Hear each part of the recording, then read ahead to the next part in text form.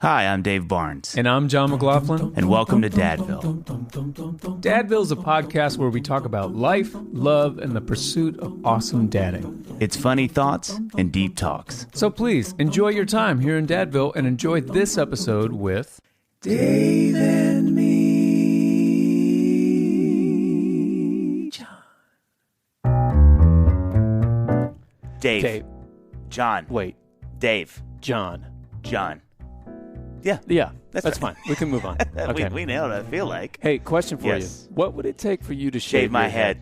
How did you Listen, know? I don't know. I'm feeling it. This is the easy answer for me. Okay, Either what would 10 it take? minutes with Sting discussing Synchronicity 2, Yep. or maybe an autograph vinyl of John McLaughlin's new 25th anniversary edition. Whoa. I've been thinking about It's this for a long time. 15-year anniversary, not 25th. Anyways, Anyway, pushback, I need to tell you then about Okay. Manscaped's new Performance Package 4.0 because, Dave, What? I feel like I can make that vinyl thing work. I want to see you a wanna shaved me? head Dave No, Barnes. you do. It'll take some time off my 5K. I lean when I run. You I'm lead with your hair. I'm a head and hair first, but heart first in life, and let's never forget that. The Performance Package has a ton of cool stuff in it, John. Ton of Okay, cool stuff. The centerpiece is the Lawnmower 4.0, which, yep. correct me if I'm wrong, you can't mow your lawn with. Well, I mean, I need to check with the legal department, Okay, but okay, yes, okay. let's go with that. Yeah. Okay, but it also includes the Weed Whacker ear and nose hair trimmer. We Okay. all need that. The Yep. Crop Preserver deodorant, Okay. which I love. Yep. The Crop Reviver. Let me say that again. Yeah, do it. Because I get excited You and I are can't talk. The Crop Reviver Toner. You love it so Performance boxer briefs that are so comfortable. Yep. And a travel bag to hold all Yep. the goodies. Yep. I mean, that's like the perfect thing to pack when you're going on tour, know. which I am leaving today, What? Dave. No, tell them about it, John. The Lawnmower cranks out how many RPMs, if you had to guess? I mean, 3,500 would be... Double that. Stop. 7,000. It's insane. Oh, my gosh. And have we heard back from legal? My front lawn. could The use- the phones are ringing. Okay. Yeah. Okay. Yeah. Okay. I just Okay. didn't. Oh They wait. just came back with an emphatic no. Actually. There we go. What else is in there? Oh yeah. Have you checked out the Weed Whacker? It's an astonishing 9,000. I was going to say 4,000. 9,000. That's RPM more than mode. double. Do we need to get a second opinion on landscaping? We should. Okay. I think. Okay. Okay, this nose and ear hair trimmer provides a proprietary skin-safe TM Yep. technology Yep. which helps prevent nicks, snags, and tugs. But not Stevie Nicks. Stevie Nicks. That's right. Is a whole. But they do prevent nicks, snags, and tugs, which oddly enough was the name That out of was the- wrestling group. Your that third was- album. Well, and it came from the Oh, wrestling and the wrestling. group. Yeah, Okay, we okay, were okay. The three of Well, us. here's the most important part. Write Yeah. this down. Okay. Okay? 'Cause Okay. if you're not driving. Yeah. Okay, pull over and then write this down. Yeah. You can get 20% off plus free shipping with the code DADVILLE at manscaped.com. And here we go. I'm just going to boomerang it back, guys, because it's all coming back. That's 20% off and free shipping with the code DADVILLE at manscaped.com. Your boys have been through enough this past year. Okay, that's right. Treat them with the best tools for the job. The Manscaped. So, folks, welcome to Dadville. Welcome to Dadville once again. We are coming up on our 100th episode, John. Can't believe it. How do you like? You know, they said it couldn't be done. So, listen, every time we I can't say this out loud. Every time we show up to do a podcast, there's so many people. People are out there. so sweet. They're They're so encouraging, nice. but they have all been in solidarity Yes. on the issue of us never getting to 100. They're just like, you're not going to do it. It's not going to happen. You're not going to do it. You don't With the skills have that God what it gave takes. you. This is what they say. With the skills that God gave you, can't do it. and the skills that God didn't give you, you're never going to get to 100. get there. Well, here we are. Here we are. Just This everybody. is our 99th episode. Deal with it, everybody. So I have a question for you. So this, let me go ahead and say this. This episode, we're calling it things we've learned So far. Things we think we've learned so far. There it is. So we're really excited to sort of reminisce, and it was really fun putting these things together. But I guess I just initially have for you, when you think we're about to come up on 100 episodes, like what are the initial thoughts and feelings you have about that? I mean, initially, I'm like, geez, 100 episodes. Yeah. I mean, that's a lot. Like, I initially am just like proud. Yeah. I'm like, that's really cool that we have put this stuff out. I mean, I feel like I feel like as I was prepping for this talk, the first thing that I wrote down. You're gonna give a talk right here. Yeah. Oh Yeah. I didn't. Not like a TED talk, but just like. I feel like I got the wrong notes. I thought that's what we were doing. You have chat. You have like a 25-minute talk, So, and it's amazing, and I'm so impressed. It's got music, piano stuff. 1958. Tammy McLaughlin was born. Stay with me. Tammy Winslet. No, the first thing I wrote down is doing a podcast is harder than I thought it would be. Wow, really? Was the first thing you put down? That's the first thing. Wow. I mean, because I got in my little podcast app and I scrolled all the way to the beginning. Yeah. And as it was scrolling, I was like, man, we've done a lot of, yeah. 100 episodes. Yeah. And then when I got to the beginning and I started listening through a little bit, I was like, oh, I remember thinking, however many years ago when we started this, I'm like, this will be easy. Dave, just press record. Let's go. You know? Yeah. Yeah. I think mine, and you just kind of spoke to it. It's really not that complicated. I really think mine is mainly just disbelief, and not in like a humble, like, who are we to have this podcast? People. I mean, literally, same as you. Scrolling yesterday, I was like, have we really done all these? Yeah. Like, what? Was I there for all these? Yeah. And in some ways, yes, some ways, no. But I just was like, wow. Like I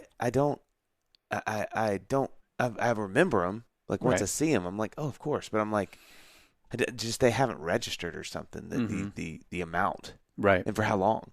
Yeah, you know what I mean? Yeah. So here we are.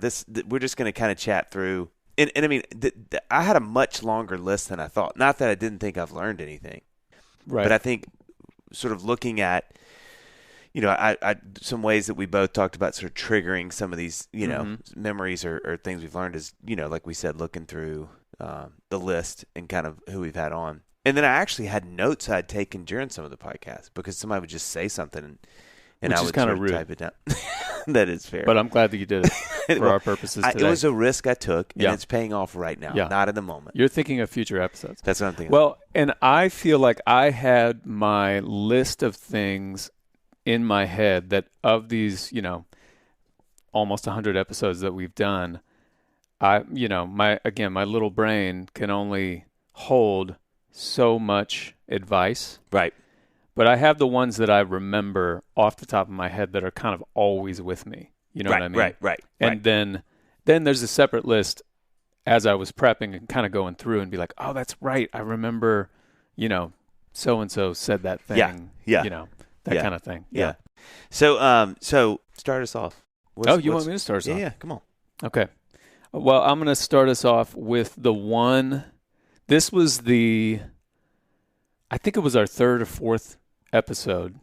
And not to say that I didn't learn things from the first couple. Yeah. I think we were both so sort of like blindedly nervous. Oh, yeah. Oh, dude. I mean, I remember, again, it was just a new skill. Yeah. I just thought, we'll just get together and chat. Yeah. But then there's just so much going on in here. Like half my I'm pointing to my brain for the listeners. Half of my battle in doing Dadville as a podcaster, interviewer, has been just quieting this up here. Yeah. And like just being a part of the conversation. That's a great doing the prep work, yeah. Knowing kind of what you want to talk about, but then also, just being a part of the conversation, letting the guest, shine, letting the guest answer the questions and not trying to control the conversation. Yeah. Anyway, so Stephen James, this was a thing that just changed my lens of parenting. I was talking about Luca when she was in kindergarten and we're having a parents meeting and she's outside playing with, or I wanted her to play with other kids, but she was not playing with other kids and she was all by herself. Anyway, and I remember him basically saying like, Luca's fine. That's not her issue. There's nothing wrong with Luca. This is your issue for whatever reason. This is your thing that you're projecting on Luca. What's wrong with Luca? Why is she playing with that leaf? She's not connecting. She doesn't have people skills. Yeah. And now, she's in 4th grade now. She's fine. She has, but that is something that before that moment, I wasn't aware of that. Like, oh, this might be my issue, what I'm thinking of right now, or whatever concerns that I have. So now, and that's not to say that your kids don't have actual issues and things that you need to keep your eye on and monitor and all that kind of stuff. But I'm always trying to look at it through that lens of like, well, hang on a minute. Is this actually an issue native to them, or am I just projecting what I want? Yeah. It's funny. I think that may be my also most global takeaway from these 100 episodes is, this how we sort of impose our stories onto our kids. Mm-hmm. And I'm like you. I think about it at least every day, if not numerous times a day, if it's getting triggered in me. And, I think a really interesting venue for that is sports, because I think it's just such an easy, and I don't think it's very particular to dads, but I know dads struggle with it. But like, you see your son or daughter out there and they're having a great game, and all of a sudden you're like, well, yes, because the Barnes family name will be remembered on this field. And then if they're doing badly, all of a sudden it's, oh my God, why can't they? Whatever the narrative is, right? Right. And so I see it so much in that light, where like, and how hard it is to really follow your kids' cues. I mean, Annie and I talk about that a lot with our 3, is like when they've had a good game, bad game, or, with Xana, with gymnastics, if she's enjoying it, not, or she can't quite do what they're asking her to do, whatever, how hard it is. I mean, we've gotten this counsel a lot on Dadville, is like when you get in the car with them, the best question to ask is, did you have fun? Mm-hmm. Did you enjoy it? What did you think? Yeah. And not beginning with like, hey, but I kind of saw that you were, shooting a lot on 3-pointers. Maybe you couldn't quite get it. That maybe we should put, and all of a sudden your advice and all the things you're doing, and really trying to be better about taking their lead on, like, if they're like, I had so much fun, and you're like, you scored 0 goals, or, played with flowers the whole time, and really, to go, great. Well, that's, right. And really trying to follow their cue. Like, man, if you're having a blast, then that's what sports are for, especially in that age, right. just to really enjoy it. And so it's been interesting to sort of, even the other day we were at the pool, and one of our kids jumped off the diving board, the high dive, and hit their back really hard, and it was a scene. I mean, came out of the water screaming, and a lot of people at the pool start looking, and I mean, it is triggering everything in me. Right. Because I'm like, oh God, now they're looking, they know it's my kid. Now are they going to, I'm the dad that's not. And then, Annie walks over there. And it was so helpful, that wisdom. Because I was like, hey, stop. What do they need in this moment? Like, it's okay, whatever happens. Like, this isn't about you. Right. Let's tend to our child, make sure they're okay. And, that wisdom just comes across my windshield so many times a day with my kids. Yeah. Inferring my little thing onto them. Like, yeah, exactly. And so I've like you, it's probably, I mean, I really think it may be the biggest global takeaway for me of this whole thing. It's just been like, because it's so consistent. My ability to reference it is pretty, frequent. Yeah. How much I'm having to go, whoa, there's that thing, Dave. Don't do it. Yeah. I mean, it really is like it's a lens. Yeah. That you see everything through. Yeah. And it's funny how this is probably true of a lot of like truths, that once you learn it, once we had that episode with Stephen James, and I you hear that, you internalize it, you're like, well, yeah, of course. Yeah. It's kind of funny that like I wasn't seeing it that way beforehand. Yeah. You know what I mean? Well, I think it masks itself as this weird survival thing. This is good for my kids. Right. It's dog eat dog out there. Like, right. She's got to learn. Go meet your friends. Like, well, it's because where pain is. That's right. Through your own experience. That's right. And so you're like, well, if they don't do X and Y, they're gonna hurt. They will be in pain. Yeah. But it's like, well, that's not their. I mean, having your child avoid pain. Oh yeah. Being your number one cause is understandable, but not something to strive for. And and B, that was your experience. That's right. You know. That's right. And what's tricky is that your experience does need to be a part of your wisdom, Right. but it just, I don't know. It's got to be a part of it and not the number one driving metric. Right. That's you know a what I great way mean? to put that. Yeah. Yeah. And it's not to say you don't need to give wisdom. It's not to say you don't need to, one of my favorite moments of parenting was Ben had playing this game in Brentwood a couple summers ago on this basketball team. None of the boys had ever played basketball. It was his soccer team. They got shellacked. And I mean, it literally looked like grown adults playing with like toddlers. It was, they got whipped. Ben gets in the car. He is so mad.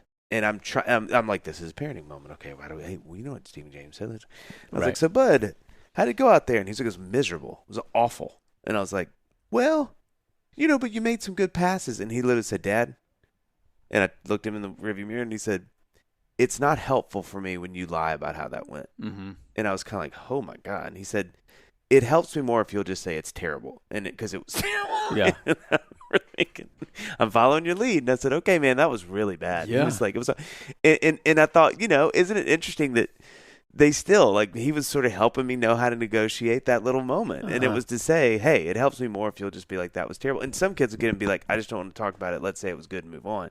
But for Ben, he was like, no, no good comes from us not saying what happened out there. So even in that moment, I was kind of like, okay, we're going to follow your lead. Another one of my big ones was, I loved what Mike Donaghy said about, do you remember the conversation we were having about, I'm always so fascinated by parents and kids that can stay good friends, like in adulthood. And I remember him saying something to the effect, I have a terrible memory, so some people listening to this may be like, that wasn't him. That wasn't even the podcast. I saw you at a coffee shop, and I told you that, Dave, as a listener.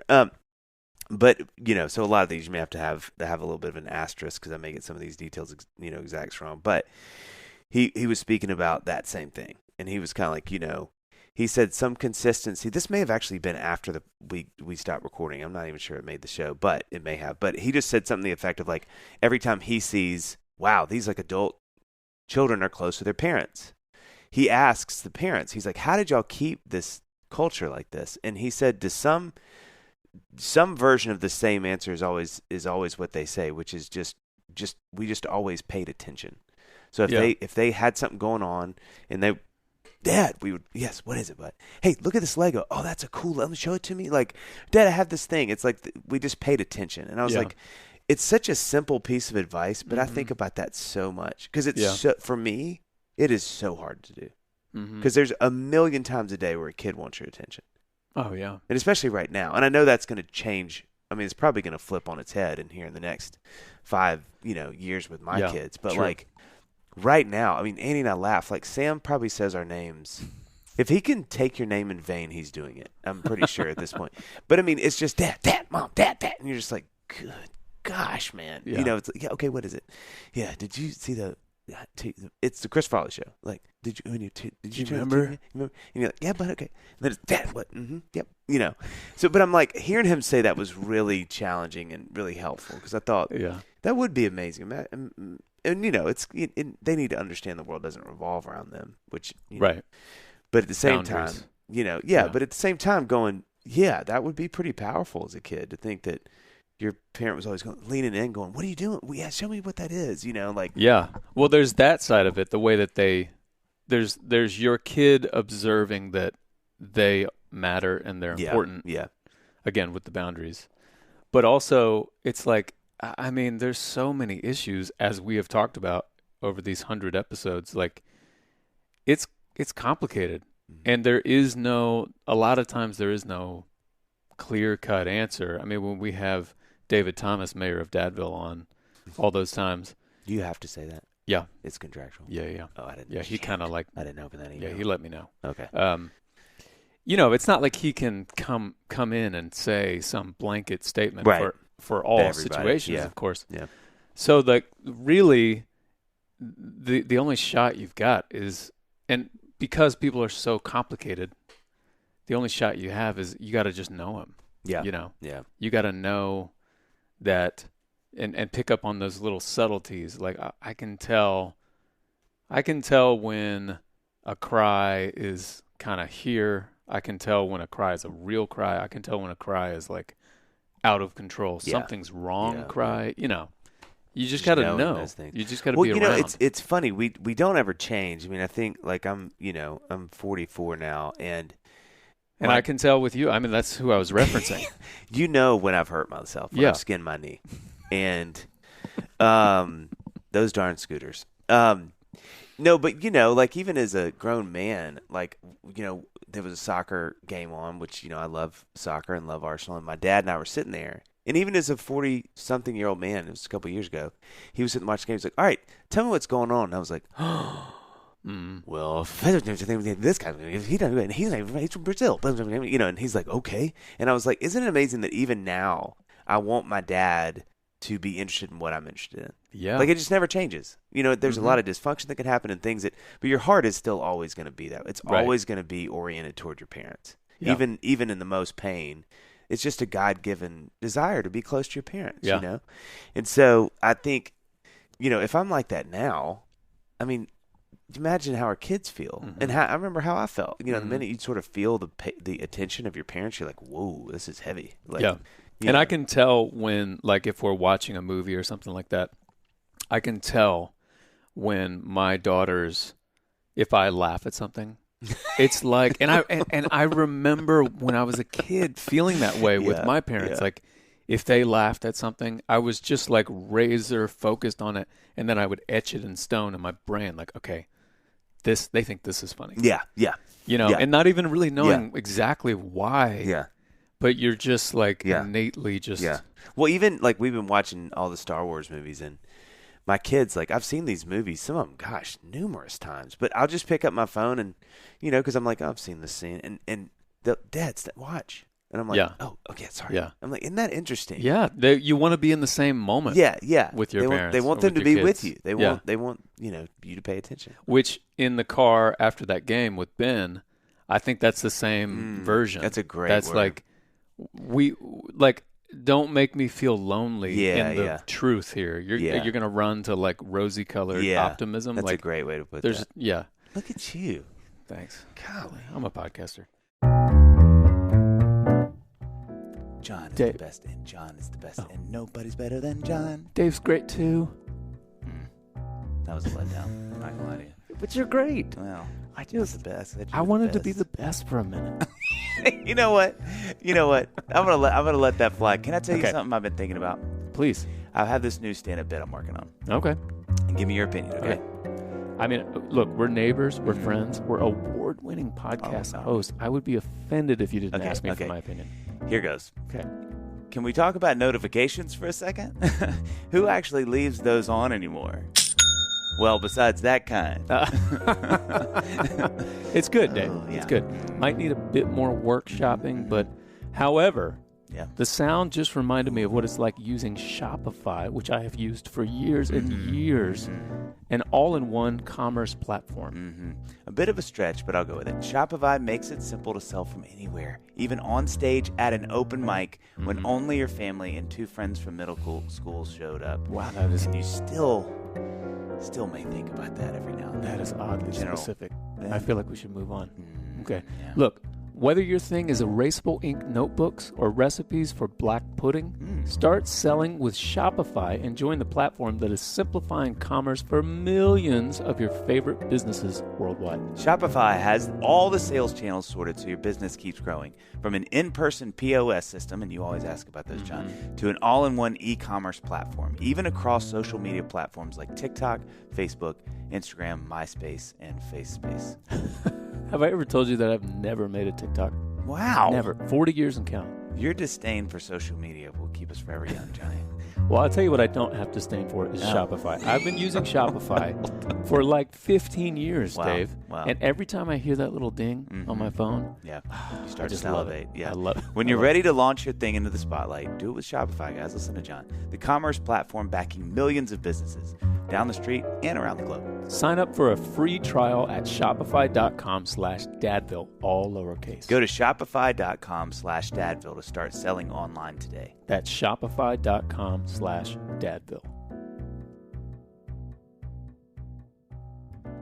All right, my next thing. This is another thing that And it seems, I think I've brought it up on here before. It seems so simple, but it just really had a big impact on me. It was when we interviewed Tony Hale, who I just love. I just love him as a person. Yeah. I love it's He's great. the best. And the girls are massive fans of Archibald's next big yeah. thing. So, Oh, yeah. but he was talking about taking his daughter to the Emmys one of the times that they went.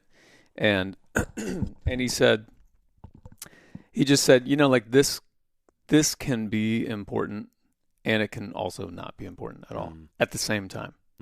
And I just thought that, I don't know, that really like wasn't a moment for me where I was like, I've never heard somebody say it exactly that way, the way, it was set up. And I was just like, yeah, that somehow, that really like is some wisdom that's on the list of things that I just, I could remember off the top of my head. Like how do you apply that to your, like, how did it apply to you? Like, what did you feel? I think here's part of the reason why I like it is for better or for worse, I just naturally have that part in my brain that it can be good sometimes, it can be bad sometimes, but I can hold to conflicting viewpoints. Yeah.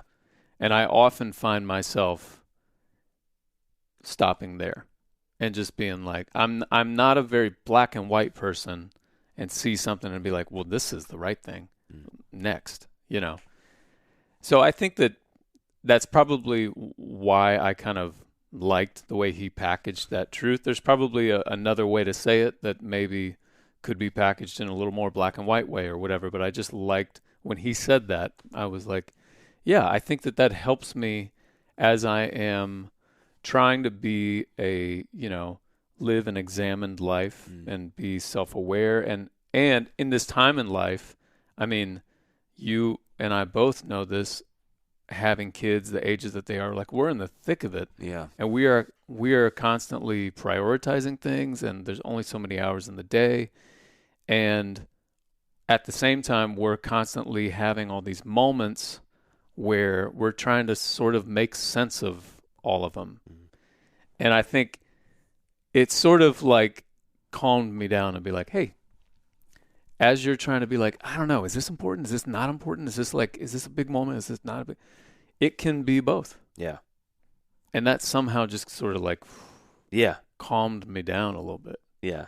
Yeah, you and I laugh at this all the time, but it's like, it's one of the things I get so excited about talking to my kids later in life is like hearing them say the moments that mattered and didn't, because you and I laugh about this all the time, but it's probably not going to be like, right. You're going to think, oh, that moment where Luca and I got the milkshake and we sat and for just 20 minutes we just watched people, right. And it was a connect. She's going to be like, what meant a lot to me is, one night you were watching tennis and I sat next to you for 5 minutes, and you're like, I don't even know what night that was. And she's like, you just put your arm around him and you were just, and you're like, no, but I wasn't. Yeah. So I always think about of course I look at it from the other side of the lens too, where I'm like, if I just had a bad day and we're just not, like lots of discipline or whatever, or a weekend where I missed something. Yeah. I'm like, this is what they're going to remember. Oh yeah. They're not going to remember the like 99% of games I was at. They're going to remember the one that I missed. Yeah. Yeah. I giggle just because I feel like that's true. Another thing that I was thinking about going through these is, man, when Stephen Chapman talked about their journey through all the pain and losing his daughter, and how, it was so profound for me. And I don't know that this is obviously a generality at all, but I just thought it was so fascinating how much it meant that we asked about it.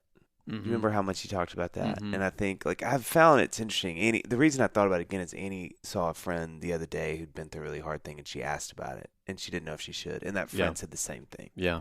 She's like, thanks for wanting to talk about this. Yeah. And I remember, it's really counterintuitive to me, especially because as a, Enneagram 7, I'm like, let's avoid pain and have some more parades, And so it's not normal for me to sort of go like, hey, here's this thing that's changed your life.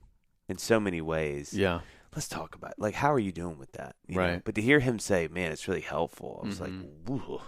Yeah. Just didn't see that coming. I know, man. That was one of my favorite episodes. That Dude, talk just, with him. it's him. I was like, Right. This guy's like. Yeah, there still was a part of me that, I've met him many times over the years and been in the same room with him, but still just sitting and Well, you just kept looking at touching him. his arm without him knowing. I know. I thought that was really interesting. I know. He said he doesn't have a lot of feeling in that arm, so I really honed in on it. That's his strumming arm. No, yeah, I know, and I think, I mean, I'm the same as you. Like, I think that it's kind of human nature it goes against maybe our nature to ask about painful things because you don't want to offend somebody. You don't want to say something and then like days later, you found out you offended them and you're like, oh my gosh, of course. Why would I ask it from that angle or whatever? But yeah, I have heard from, several friends in my life who have lost somebody or they have cancer and the terminal cancer and hearing it through their experience of like, I just want to be treated like a normal human. Like there's this elephant in the room all the time and like, let's at least acknowledge it, Well, it's what you said. I think actually the same as Ben in that basketball game. Yeah. Yeah. It's like, don't let me be lonely in something I know we both know. Because it feels like it's a version of a lie. Yeah. Yeah. And it feels like if you're lying to me, you don't love me enough to be truthful with me. Yeah. Kind of a thing. Yeah. Which, okay, this kind of brings me to Look at you. A very recent episode with Chip Dodd where you brought this up with him and had him talk about it, the like 8 kind of core emotions. Yeah. And I'm so fascinated by that. Our conversation about it was really interesting because I think you brought up an example where maybe you and Annie were in a counseling session or something like that, and you said that you were frustrated. Mm-hmm.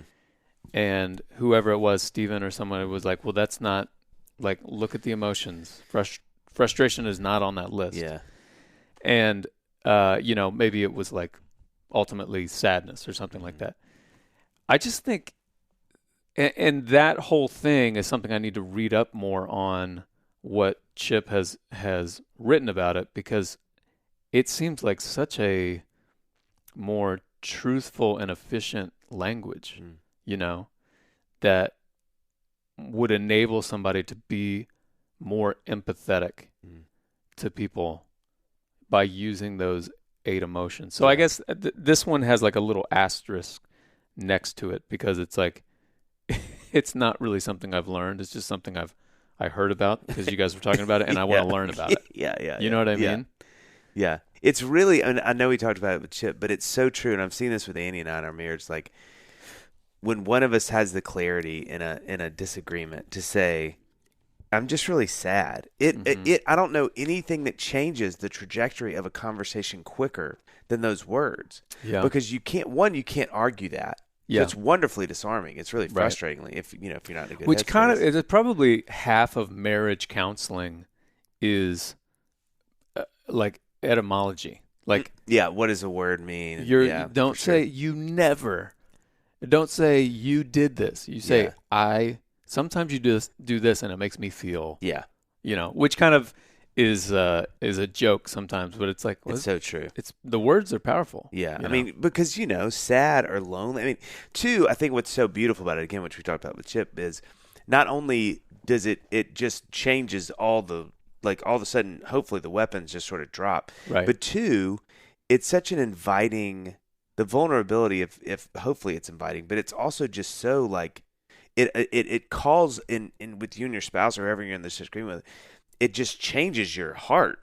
It's like all of a sudden you're like, I don't want you to be lonely. Yeah. Like that makes me sad. Right. You know what I mean? Like, how do we not like help? I want to help now, as opposed to like, well, I'm frustrated or I'm, you can say angry. We talk about that, but even angry, you hear from a lot of these pros, they'll say it's a helpful word, but it's not, it's kind of masking another emotion under Yeah, it, you know? right.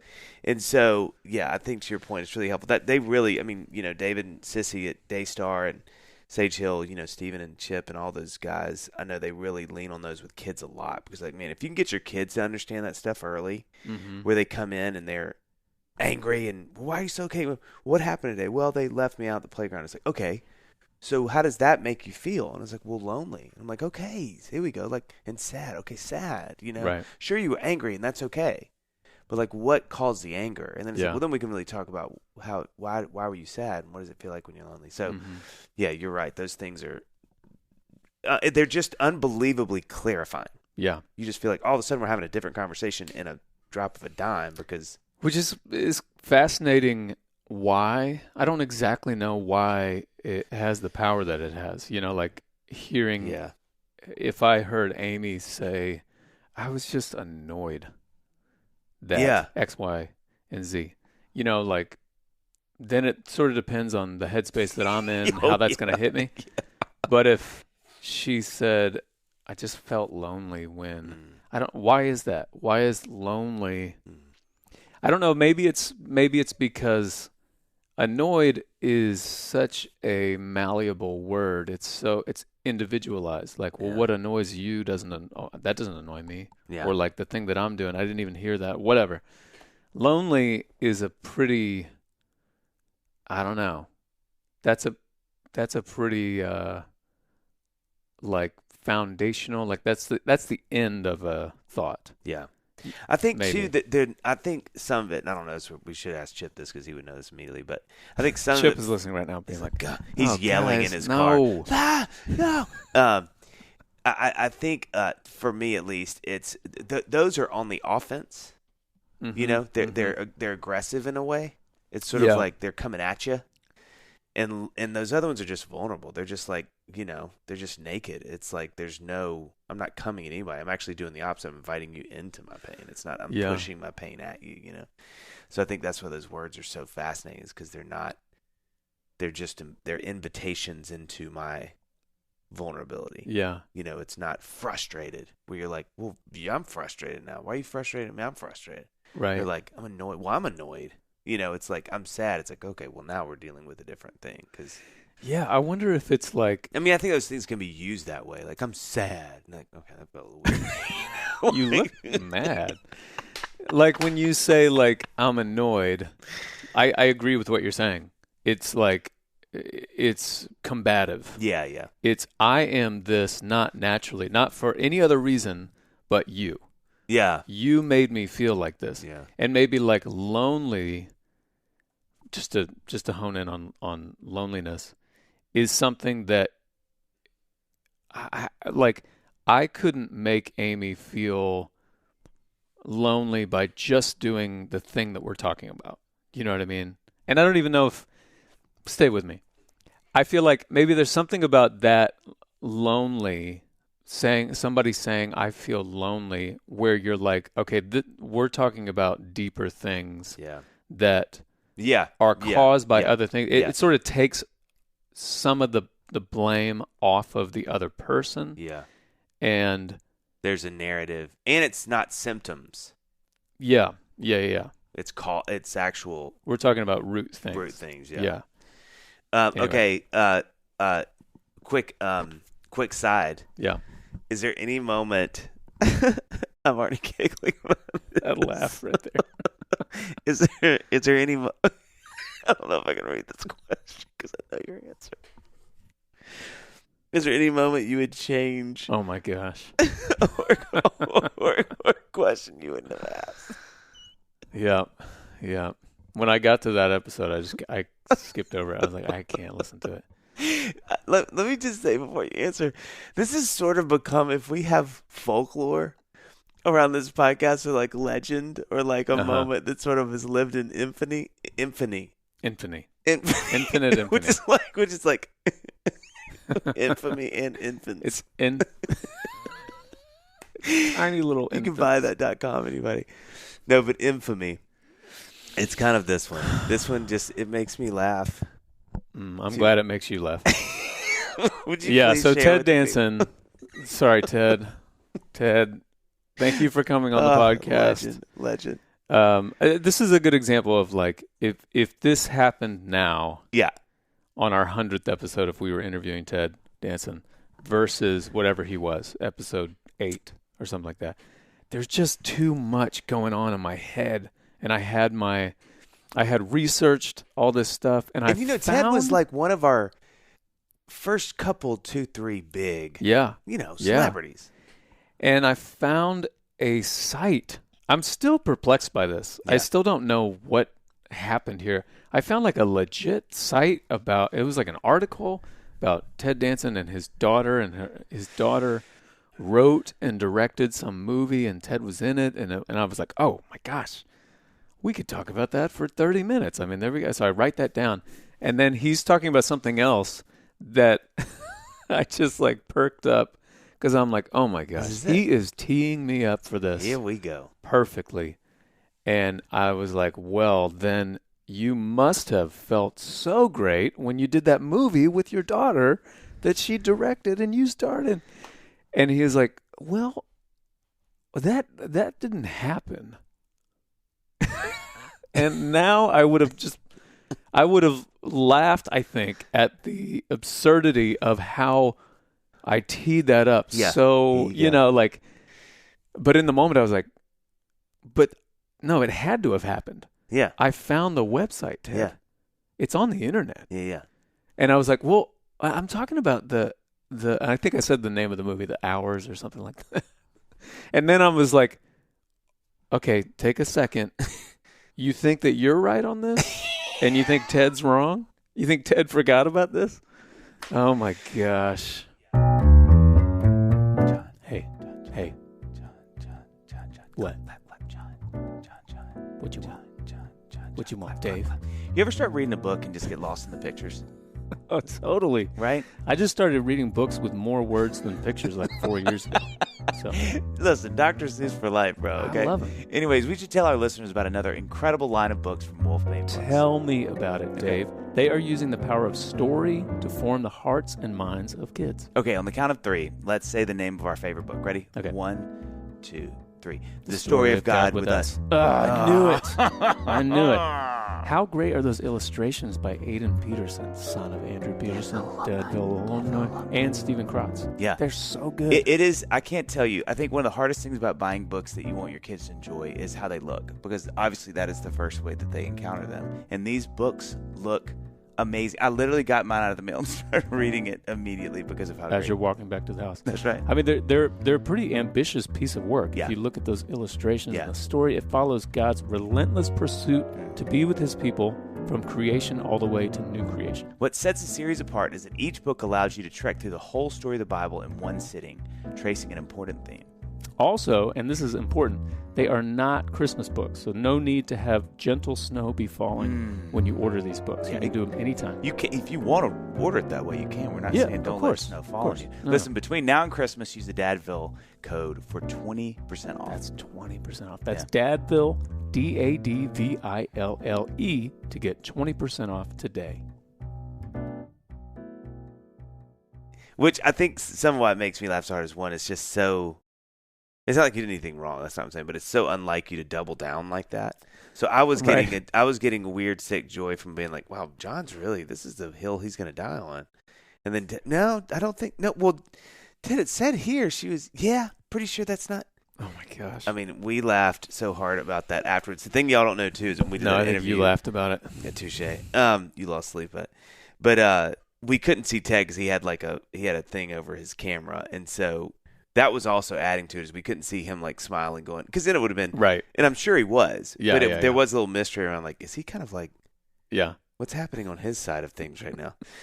We had this moment where when he was setting up his microphone, and he had like an assistant in there, kind of helping him, and for a while we couldn't hear him, and then he could hear us, but he couldn't see us or whatever. And then there was this moment where he finally got it going. And we were like, can you hear us? And the way he said, he like shook his head. You remember that? Yeah. And then he was like, no, I'm just kidding. I can't. But it was this little moment where I was like, that's Ted Danson. Yeah. Yeah. Making a joke. Yeah. Like, it's like, it was like a scene in a movie where he's hilarious, but we're in it with him. That's right. That's one of the most starstruck that I've ever been. Yeah, which is funny because you know him. I mean, like you were our contact there. I mean, between Mary and all that. Yeah. The one that I think about with me was with McConaughey at the end, where you and I have laughed with this, but like I took this huge risk because like I'd always told myself, and I talk about this in the podcast with him, but where I was like, I wanted to hear him talk about, the ending of A Time to Kill. A Time to Kill. Yeah. And I just sort of, I lean in. And so what y'all couldn't see is that, we've got him on camera. We're talking to him, and he's looking like Matthew McConaughey. And he did. I noticed strikingly. That. Yeah. And, so it's like John is saying, we're already kind of geeked out, like with Ted. And so, but and he kind of said, hey, I've got a couple more minutes, guys, which was so cool and so pro, which I really appreciate because you can get into trouble there because you ask too many, and then they're like, I got to go, and you can't end the way you want them. So anyway, I said, hey, and you can listen to me, and I do this, and I'm like, hey, I just sort of promised myself if I ever got to meet you, I want to ask you about this, and I asked the question. And what you couldn't see, which was one of the most terrifying moments maybe of all time on Dadville, is that after I get done asking it, he just kind of took a beat and he looked down. And I just remember thinking, you asked the one question. Like he's annoyed. He is so over this. Yeah. These rookies, you guys, I have to do these stinking podcast, and you're going to ask me about a time I've got a book out, and that's what I am most terrified of happening on the podcast with any guest is like asking a question and then being like, dude, I'm here to talk about the book. Like come on, don't do that, don't do this, don't anyway, be the guy. But that's what you were fearing. I was like, and I mean, it felt like 30 minutes that he looked down and it was quiet, and then maybe the best moment of the podcast for me of all the podcast is him, and then he starts telling that story, and I'm telling you, I have goosebumps saying this right now.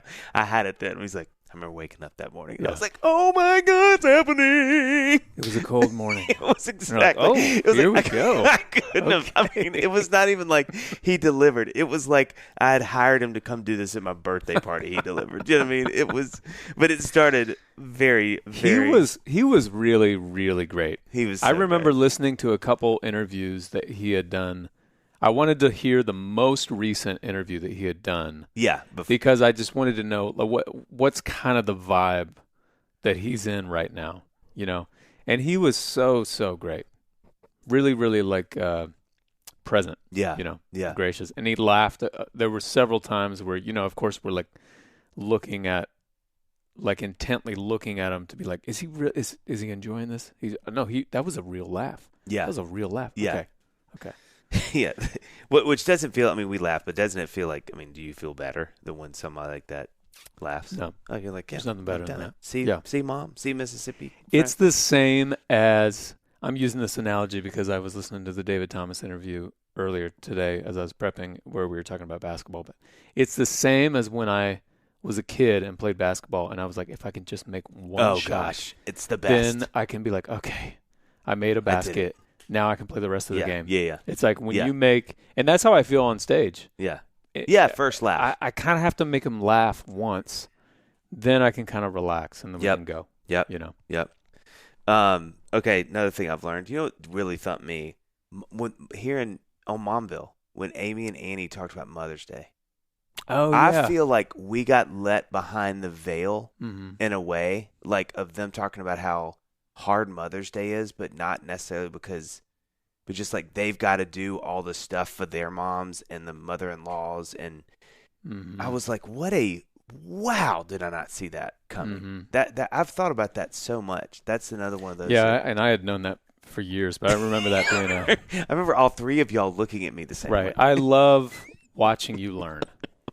It's one of my favorite things about Dadville, just seeing you kind of catch up to the rest of us. I'm a flower blooming, and you just water me so gently. But, I just think, especially because it was Annie, like my wife, I'm like, you've just had this thing you've dealt with, and it's just been like, and then she's like, yeah, this is how, you know what I mean? I just was like, what? Yeah.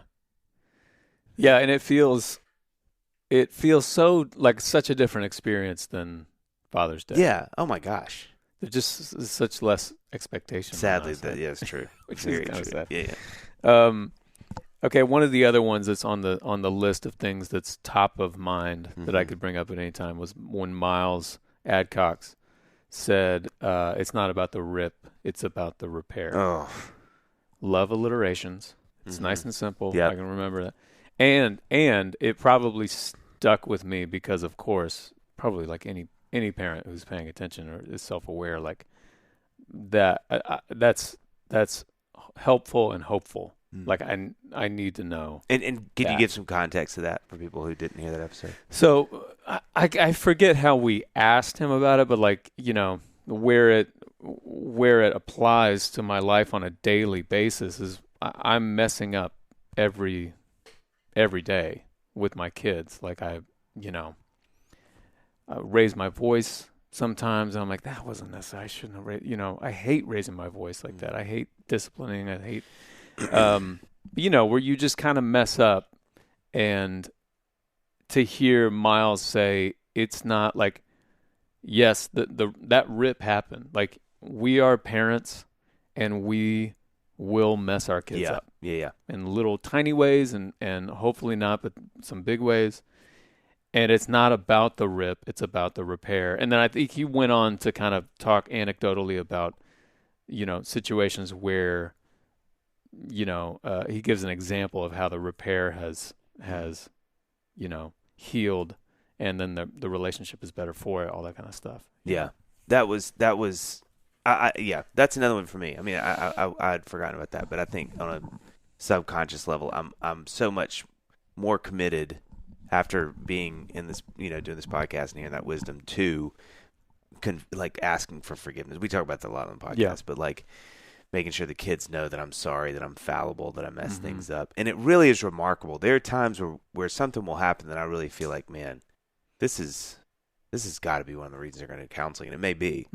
But like when I sit down and I'm really genuinely, it's crazy how much they just seem to be like right back to normal again. Yeah. And not like I would be, as an adult, where I'm kind of like, it's cool, I just need a minute to calm. They're kind of like, okay, let's move on with the day. And I'm like, what a grace to parents that God made kids that way for the most part, that they can sort of like, at least in certain ages, just kind of like, all right, we move. And it's not, another one that I looking back, I was so glad I remembered this, but you remember when Matt was talking about his parents and how they're still changing? And I thought I sat in reflection on that yesterday, because I was like, gosh, I think that is such a beautiful thing. Like, he just kind of talked about how even now their relationship is evolving and how inspired he is watching them still working on themselves. And I just thought, what a great thing. I feel like that can be, somebody needs to say that to me once a week, just even as I get older. And I would say probably, especially in the next 20 years of my life, is just like, hey, you're still going to change, and that's wonderful, and you should be. And it's not about you get the kids out of the house, or you hit a marker, and then that's who John McLaughlin is the rest of his life. Dave, right? That like you're always changing, hopefully, like as we're learning and growing and making mistakes and fixing and ripping and repairing the whole thing. I remember leaving that interview with Matt, and that being one of the big takeaways was like, that is something I need to be thinking about. Yeah, it is a good word for all of us that. We never get there. Yeah. We never sort of get to the thing as an adult. I think it's easy. This is what I'm trying to say. I think it's easy as a younger person to think, I'm going to have it figured out by 60. I know I will be I'll be prime Dave Barnes at 60. I'll finally have gotten there. I'll be so comfortable in my skin. Yes, I will have gotten there. And I think to hear him say that just really, it's almost to your point you were saying earlier about what David said, or what, who'd you say that about? Both and Tony. Yeah. It's the same with me. I felt something in me go, I need to hear that. Yeah. There's grace for that, and we should be changing. Like, let's not think of 75 as like, I've reached my Mother Teresa wisdom, and now I only am right. Yeah, and I mean, it's funny how consistently I think this is a human nature thing, that we feel like all the stuff that we are going through, all the struggles or the complexities of our own life and our own mind and all that kind of stuff, does not occur in other people, especially people we are looking up to for whatever reason. You know what I mean? Even if it's just the surfacey kind of grass is always greener kind of things. This actually reminds me of one that Andy Grammer was talking about, where he was talking about this basic idea of like when you see, I think we were talking about Coldplay because he had just gone to see Coldplay and talking about just the like production of it and just the high level of like show that it was. And he was saying, I have to remember like this is not how it started. That like in his mind, in the audience of that show, his default, and I think I do this too, is to think this is how they didn't have to work for this. This is just them. They're better. Yeah. And I'm not as good, and I'll never be that good because this is where I am today, And I think that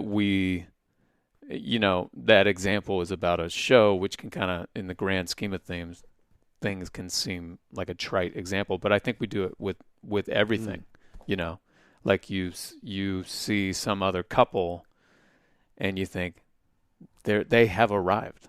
Like they don't need to evolve anymore. They're not going through any of the complexities that we're going through. But when I get to 65, we'll have it figured out. I'll be comfortable in my skin, etc. Yeah. Yeah, that's a great word. Yeah. And it's just not true. Yeah. Okay, so so one of the things, this is not advice, but one of the things that I have kind of adopted into my vernacular comes from Abner Ramirez. Oh God. Which was one of my favorite. I just love that guy. He's awesome, and it was one of the more fun of Johnny Swim. Yeah. Conversations. But before we started, gosh, I don't know if this is on the podcast. I can't remember. I hope it is. But he like closed his eyes and he's like, okay, hang on. Talent now. And then he's like, okay, let's go. And it's you and I will do we that. joke about that. That's like a thing that probably like 10, 15 years from now, I'll still be doing, and I'll have to be funny. like, why did I start doing that? Oh yeah, I think it was Abner. Tacos. Dave. Oh, what did I say? You said, I said my name, which is weird, but you said tacos. Okay. Yeah, I meant to say Dave. Oh.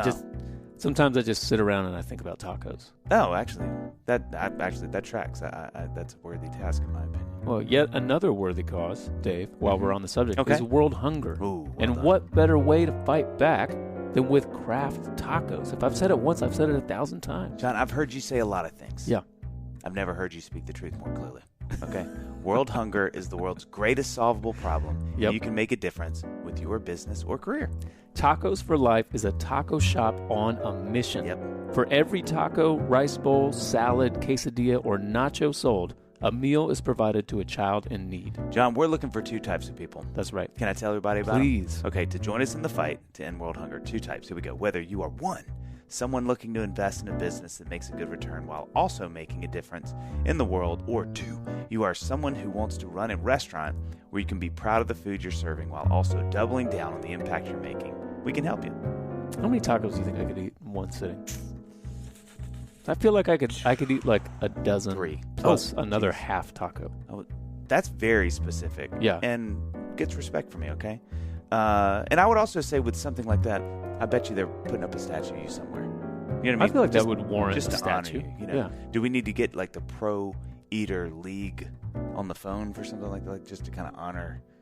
12 feels like a lot. Well, I don't know. I mean, it depends on what kind of coffee I had in the morning. Ooh, touche. But we're getting really into this. Let's get back to Tacos for Life. That's okay. Visit tacosforlife.com/Dadville to learn more about opening your very own TFL, Tacos for Life, and be a part of bringing forth a world where no child goes hungry.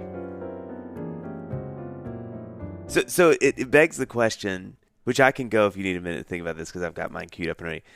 Can you think of the time you laughed the hardest on the podcast? Because listen, let me say this. By the grace of God, we have laughed a lot. Oh, my God. A lot. Yeah. I mean, people mess me all the time about how I laugh on mic, and that's fair. But can you think of a moment or two that you remembered that really got you in the tickle box? So I wrote this down beforehand as I was prepping, and I was trying to think of what's the hardest I laughed. And I mean, I have laughed. Doing this podcast has taken my laugh per year quantity up by double. I mean, for sure. But I think the hardest I laughed was right before an episode where you and I were here. It was a virtual episode with Show Baraka. Okay. And we were here prepping. Oh, guys. You're about to get led into a inside joke that always works for John and I. It always works, and it's such a weird...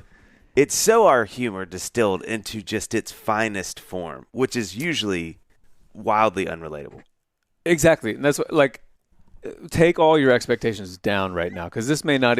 I'm going to explain it. I'm really glad we're talking about this, though, because I think some people hearing this are going to think it's really funny. Like 7 people who are listening to this. Exactly. So we're prepping for the interview, and I'm going to laugh. Show lives in Atlanta, and Dave was like, "What if you were like, so Show, you're in Atlanta, okay? So it's, and then basically the joke is, what if I just keep asking about birds?" And I'm so knowledgeable about birds, but it's the guy who is the interviewer who knows tons about birds, but then he keeps correcting himself and never actually asks the question. So walk them through. An example would be like, okay, so it's so you're in Atlanta. So have you well, no, because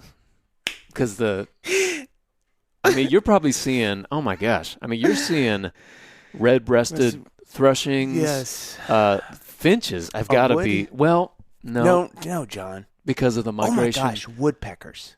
Do you even get work done? Is it so loud? Can you record in your studio with the? And it's probably the bigger ones too, because you're south of, so it's warm enough for them to stay there all year. So they're growing, and the insect population. They're taking in some big. So they're big birds. You're talking about big, and I mean, John. You hear John laughing like this has become. So almost every third or fourth time we get together, I can't say this out loud to prep for a podcast. Someone will take a beat, and this is exactly what will happen. And then we'll be like, all right, let's make sure we ask him about, the new book, and then you'll hear just somehow go, okay. And it always starts with the locations. Like you're in, okay.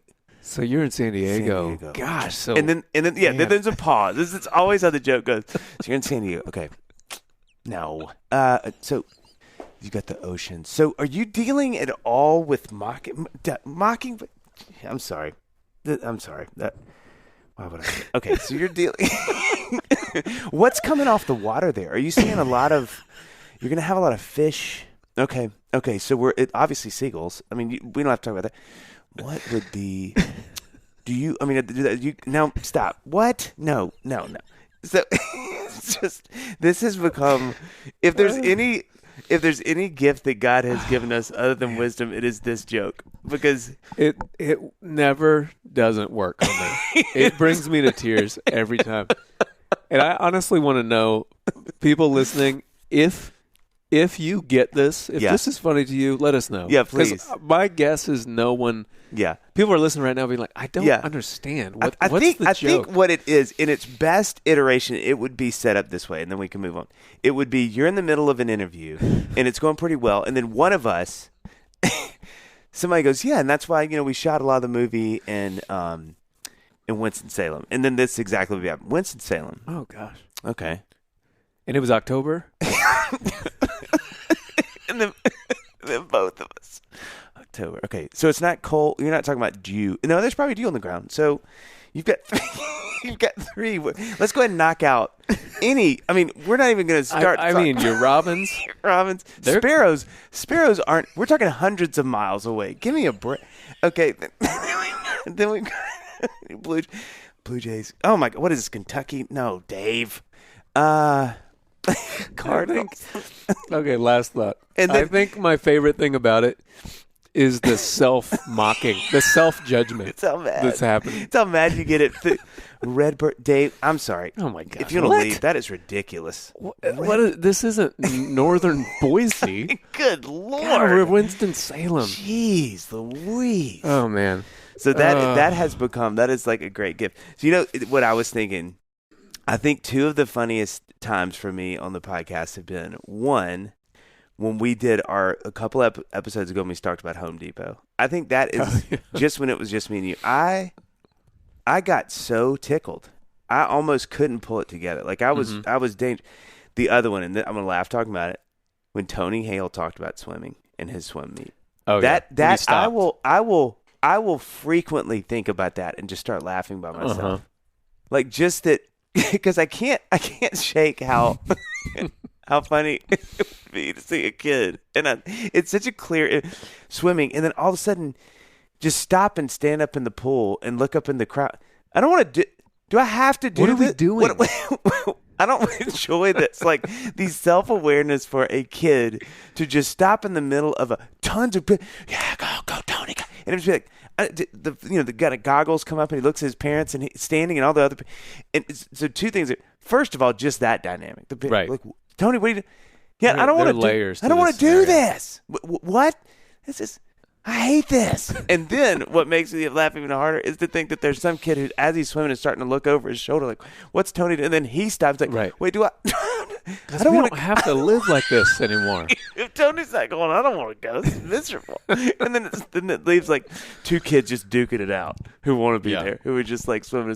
That story, I think about that story all the time, and it makes me laugh. That kills me. Okay. So, I've got like one last big question for us. But before that, is there any other? I mean, there's a few in here that are whoppers for me, but I mean, I feel like I got the ones that. I feel like this is another one on the lighter side, but when we always read people's brag sheets, and it is a great question that we want to know how do they feel after you read that, and that question always tends to lean serious a little bit, you know, because it is, you're hearing someone read all these stats, and that's a sort of charged thing. I don't think anyone is like kind of indifferent to that. Yeah, right. You know? Right. But Harrison Scott Key, who's so brilliant and so hilarious, I think he had my favorite answer to that question that we ask consistently. You read all that stuff, and you were like, how does that make you feel? And he's like, why don't I have a pool? I was just like, that is the greatest answer. Because you know what it infers? It's like, you're not making millions of dollars. Yeah. You're making enough for a pool. You're making enough that you don't have a pool because you've messed it up. Yeah, that's because clearly you should have a pool. You should have a pool. You know what that makes it? I'm glad you actually brought that up. One of the other my favorite answers in that world of like things we ask people is we had asked. We always ask the last two questions, which I love asking. But I mean, I think about this all the time, especially when we ask people. I have to watch myself not to start laughing. Right. We ask like, what do you want your kids to say at your funeral? And Matt Fielding. Ben. Well, he goes by Ben to his congregation, but most of us who are his close friends. In the inner circle. Yeah, in the inner circle. No, when Ben, I have another friend named Matt. That's why that happened, Matt Fielding. So when Ben, Australian Ben from Hillsong, without a beat, remember, I said to you, what do you want your kids to say at your funeral? Tell him what he said. False alarm. And that accent. False alarm. I mean, I was like, we got to stop. I'm not going to get back on the rails after that. That was a great answer. Because usually it's like you said, it's to your point about the first part of the question. At the top of the show, usually people are like, oh man, it's like a potent, like, I want them to be. Yeah. I mean, I was like, what a wonderful way to do a funeral. Okay, so last question. What, do you have any takeaways? Like, as you think about, like, are there global thoughts you have to having sat with all these people, mostly men, that you sort of, when you go, man, I didn't think this, like, I didn't think about that, or that's something that, if somebody was like, what have you learned if there's a global thought from Dadville? Like, if you're sitting next to someone on the subway, we have so many around here, and let's just say Subway, the sandwich shop, right. You're sitting in Subway, and somebody says, "Oh, you do a podcast? Like, what's your takeaway?" Man, that's a tough question. I mean, I guess the overarching takeaway is kind of what we said earlier, that I just need to be with my kids. I love that. Like, have that be the goal, is just be with them. And I don't think I'm ever going to be able to quiet the voices that are trying to figure it out. But don't try to figure it out at the expense of being with them. Yeah. What a great word. Jeez. Johnny. Indiana. That's right. Okay. Okay, so we're talking September. No, you know, I think for me, it's that we're all the same. Like, all dads at some level want their kids to feel loved, provided for, counseled and ready. And I think, and that sounds like, well, yeah, but I think it's really profound when you think about it. And I think where I go global with that is it reminds me that even if we don't do it well, even if our parents and our dads didn't do it well, at some level, there was a very real, they're doing the best they can, and they really do want their children to do well. And I think it helps me so much when I think of life that way. No matter how it gets interpreted or what happens, I think most parents, and we can speak for dads because we're dads, or more to dads than we can moms, but we're really just doing the best we can with what we were given. Yeah. Be the wounds or scars or weight that was put on it, or the freedom and the life and the, sense of self-worth or whatever. And when I think about that, when I sit with all the guys that we've sat with, it's crazy to me how consistent that is. Like, when we get into talking about kids, nobody is ever like, they're great. Like, everyone really loves their kids. And I think that's a fact. I mean, it sounds really elementary, but there's something really profound about that, especially when you add it to how those things get extrapolated or interpreted or iterated later in life, because sometimes things go well, they don't. But at the nucleus of every man as a dad, there is a real want for your kids to know you love them and you want them to thrive, no matter how that sort of unfolds as they get older. But yeah, for sure. I mean, those last two questions that we ask people, I have noticed a pattern, and I haven't gone through. I want to go through and actually write down each one, because I think 90% of those answers have been to what's the one thing you want your kids to know is that I love them unconditionally, and what do you want your kids to say at your funeral is I knew him. Yeah. Like, I feel like those are the two answers that we most consistently get, or some version of that. Do you remember what Andrew Peterson said? So I wrote that down about his son. Yeah. When they met together, and he was like, "I like Andrew Peterson." God, I know. I think that may have been the hardest I've cried. Him and Stephen Curtis, but like, that wrecked me. And didn't he say something about that in the last two questions? Wasn't that sort of one of his answers, that my kids, they didn't just love me, they like me? Yeah. Good gracious, man. Yeah, that was a great moment. Yeah. So, all of you, I want to say, and I know you can speak for yourself, but we're really, really thankful y'all have tagged along. Some people, this is the first time, and they're so confused. And that's fair, and we welcome that. But and they're like, I listened to this new podcast. I guess it's about birds. It felt like... They don't seem to be super knowledgeable, but man, they are passionate. They're really interested. And really self-critical. Yeah, and really beat themselves up, and wildly wrong about birds. Wildly wrong. No, but we're so thankful you guys listen. So thankful. And, we can't believe that you're listening, but please keep listening. Yeah, it is disbelief. It's still disbelief. I will say that one of my favorite things about doing this podcast has been the people who stop us when we're out, or like little messages online, emails, those kinds of things, about how, the podcast has been meaningful to these people. And I feel like I don't want to come off as like self-aggrandizing or braggy or anything like that, but it doesn't feel that way, because I don't feel like, it's not like this is some song I wrote and somebody came up and was like, oh, I love that song. Yeah. This is like I feel like I'm just observing Dadville. Like it is just happening. It's these conversations. We're always so grateful for our guests. And so it doesn't feel like this thing that like we are just like creating by the sweat of our brow, like so yeah, I'm always so grateful when people give us some feedback. Yeah, I had a guy at a Nashville SC show a couple months. Show? That's how I think about sports. Kind of a show. That was a slip of the tongue, but true. A performance. Game. Yeah, performance. And he was like, man, love your music, but gosh, we just really love Dadville. Mm-hmm. I wonder if it's how Huey Lewis felt with We Are the World when somebody complimented him on that song. He was like, I'm so glad to be a part of it, but not really. I didn't have a whole lot to do with it. That is how I feel. Yeah, so we're thankful for you all.